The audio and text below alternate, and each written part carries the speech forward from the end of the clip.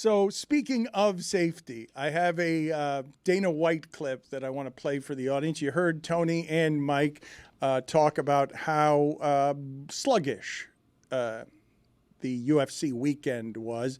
This one is super interesting to me, Stugotz, because understandably, Dana White wants for his customer knockouts. And understandably, the fighter's like, I'd really like to protect myself in a fight. It's hard to do this, and I don't want to, for your extra $50,000, get knocked out and embarrassed in front of people. So I understand why Dana White wants to entice me with his chief manipulation, which is pay the fighters correctly, as opposed to what he's doing every day when he bullies them because he's a menacing bully skinhead. But let's listen to Dana White here as he just says, yeah, I want entertaining fights, and I'm never doing that again where I offer them more money and I get nothing but decisions.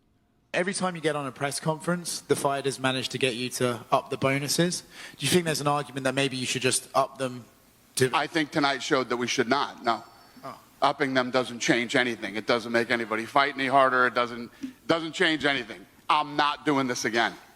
Ever? Ever. Today was the last day that I'm doing that, yeah. Not saying that in the future the bonuses couldn't get up, but I'm not going to be at a press conference and say 200, 300, and never again. Never again. So you can thank everybody on this card for that. Damn, dude. Yeah. Nobody fought any harder. There was no sense of urgency. Holy shit, I want the 100,000. 7 straight. Who gives a It's fucking 7 o'clock in Vegas, so whatever. Yeah. Never again. Okay. I love 7 straight decisions. Yeah. The 100,000 was a real big woohoo. Let's get it, boys. That never again. Not the way fighting works. Just not the way it works. Until one of your stars says, hey, let's do $100,000 or $300,000 bonus. Like, okay, yeah, let's do that. Right. It was the good example, too, was it was 2 guys that was about to fight. Before the match, they was about to fight before the match, and then they say, all right, fight. And it was like them dogs, the gate opened. It was like, you punch first. Nah, you punch first. One of those guys ended up actually not getting his contract renewed and now going to the PFL. Dana's like, hey, you guys have an undefeated guy? Good luck. He's not staying here anymore. That's what he said. He cut him right after the fight and just said, that fighting style's not for me. He can go be undefeated somewhere else. If only there was a matchmaker we could blame. Someone that was keenly aware of fighting styles. Who puts them together, Hunter Mike? Campbell? Because like the fighting styles would kind of, you looked at this card on the surface, and if you follow the occasional UFC card, you knew that, okay, Leon Edwards is capable of being an exciting fighter, but he'll kind of meet his opponent where his opponent wants to meet him. And if in the event he loses like he did, that fight's not going to be very exciting. You have heavyweights, there was a soft knockout there, but the card didn't, no one who follows a sport card to card would say that's an exciting card.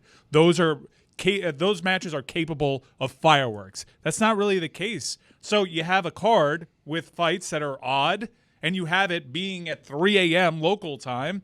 It makes for a less than exciting card, and he's just lashing out, blaming the fighters for it. You're the matchmaker, bud. The fight that you could draw a circle around and be like, all right, this is the fight, was the Tom Aspinall versus Curtis Blaydes, both guys known for knockouts, and we got what we wanted, a knockout in 25 seconds. Again, soft. Albeit could have been soft, but when you get punched in the face by a guy who's 260 pounds with a left hand, it's not that soft because you're going down and then getting destroyed. Us calling that soft is funny. It's just it just wasn't a highlight reel knockout. It was just it wasn't a great knockout. It was a KO and a stoppage. Tony, thank you for having me on the MMA Hangout. We had a great time there. Record-breaking day on the MMA Hangout, by the way. Thank you to Cuervo, the tequila that invented tequila.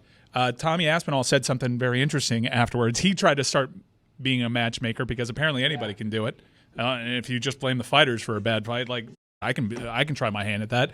Yeah, did you see what he called for? He called John Jones out, but he had a unique take, harkening back to the days of yesteryear with the UFC. Yeah. 2 fights, 1 night. Yeah, it was what he called for was a heavyweight tournament, right? Alex Pereira, who's been the biggest savior for the UFC this year, who Jake Paul wants to fight. That would never happen for Jake Paul's sake.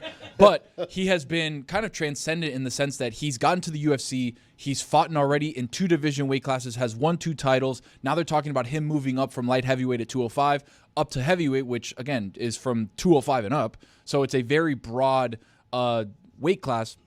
Tommy Aspinall at the end was like, we should have a heavyweight tournament where John Jones fights Stipe Miocic, and then I fight Alex Pereira, and then the winner fights each other in a couple months. So it's kind of like a back-to-back maybe 2 or 3 months separating these two fights.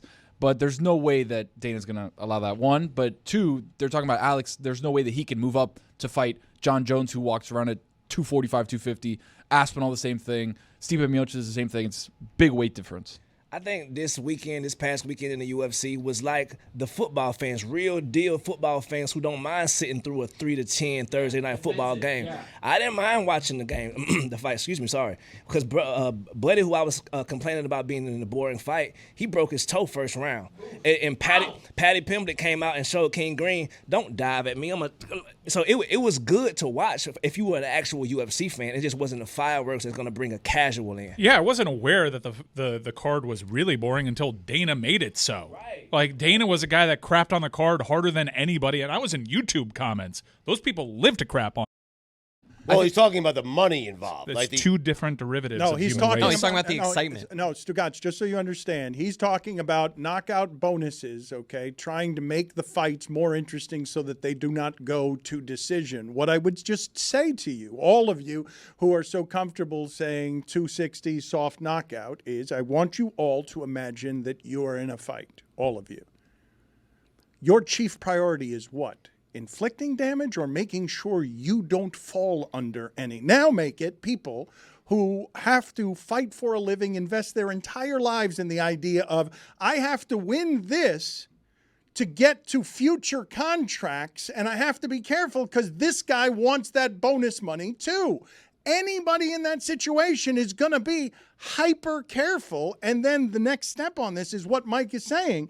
It's a matchmaker's job to make those fights interesting because you throw two people in there who are going to fight that way. But the instinct, to me, in fighting, if you're Floyd Mayweather, is how do I defend myself more than what kind of damage can I inflict? How is it that I make sure that I don't have my embarrassment reveal itself in 5 seconds, because it's really hard to do this in front of people when you're fighting a similarly skilled fighter who's just as hungry as you are. You have those fighters that are more defensive based, and you know how to shape fights around them. If they make it to the very top, and you have a guy that's earned a title shot, you can only do so much, and you just hope the greatness steeps through. I was into the fights because I like the chess match aspect of it. And the defense, especially when you're talking about takedowns, like that stuff is interesting to me. Nobody was harder on this card than the guy that was making it, complaining that it wasn't entertaining, when it didn't really come across as a surprise that the card played out the way that it did. Mike, the way that I grew to like this sport is because I liked the mixed martial arts competing against each other to see which of these arts, the expertise in the singular arts, was the one that would win when you have all of the fighting styles in an octagon. It's the science of it is what I enjoy. But of course, all he wants is the barbaric entertainment and the knockout highlights, and thinks he can get it by offering more money. But offering more money is not an incentive in those spots. I mean, it's not. He'd argue it quite literally is. But look, the Patty thing worked out for them. They'd been serving him soft opponent after soft opponent, trying to make him a superstar, and everybody was saying, this is the time that the glass slipper does not fit. We see through you. We know what this is. And he receives the biggest bonus of the night because he had the most exciting fight of the night and proved he's legit. Do you understand what I'm saying? That when you're in a fight, money's not the incentive. It's not the chief incentive. Yeah, but I don't know. I don't think you're understanding what I'm saying. Is like you say, like it's about damage mitigation. Floyd Mayweather got into a fight to win a fight, and it's all about what's my skill set. How am I best suited to win this fight? But that's some what of them everyone is is doing. No, not necessarily. No, how do I win the fight? Pereira's doing like, how do I win hands. this fight? And it's by throwing. I get what you're saying, bro. Put me in the ring against a Terminator and say, whoever wins not with a knockout get 100,000. I don't give a damn about that 100,000. It's Terminator on my ass. Leg kicks. Right. Although checking a Terminator would be tough. The tough part is that, Dan, you're talking about all the mixed martial arts and how they are better than one another, and that's what we're trying to see, right? What we've proven with the scoring, too, and close scoring is if you get somebody on the ground with wrestling and you can keep them down for 5 minutes, you're going to win. That's the ultimate cheat code is if I wrestle better than you, I'm going to win. So it doesn't matter what mixed martial arts you know, I can do that. Boring. Exactly. Yeah, in a fight, all the fights I'm in. But you guys aren't professional fighters. That's the thing. I'm 60-40 protecting myself. I'm sure the guys that are in there are like, I'm going to 100% knock this guy's head off. You guys have heard Mike Tyson say, right? Everyone's got a plan until they get punched in the nose. Yeah. Everybody thinks they're going to win the knockout bonus of the night right up until you're in a fight against somebody who's about as good as you are and you're afraid of it happening to you. The bonus needs to be higher. $100,000 for those guys is not enough incentive. It is. No, Dan, it's not. $1 million, you will have guys like Floyd Mayweather, guys who don't go for knockouts, they will then go for knockouts. If indeed that's what he's going for. Knocked out left and right. Okay. Them same guys. So? Over like Martin Lawrence in the fight against Tommy Hearns. Yep. At least we get a knockout. I mean, Stugotz, I believe, do you guys think I have this wrong? Because I know that Stugotz's chief incentive is always money on all things. But I think that the chief motivator for most human beings that is higher than even money is surviving. And when I put people who, even if they're trained, in a fight in front of others where they can not only get knocked out, but also embarrassed, and their career can get derailed by being on the wrong end of the knockout and everything they've worked for, there's not an amount of money that you can put in these circumstances that is going to actually get you more entertaining fight.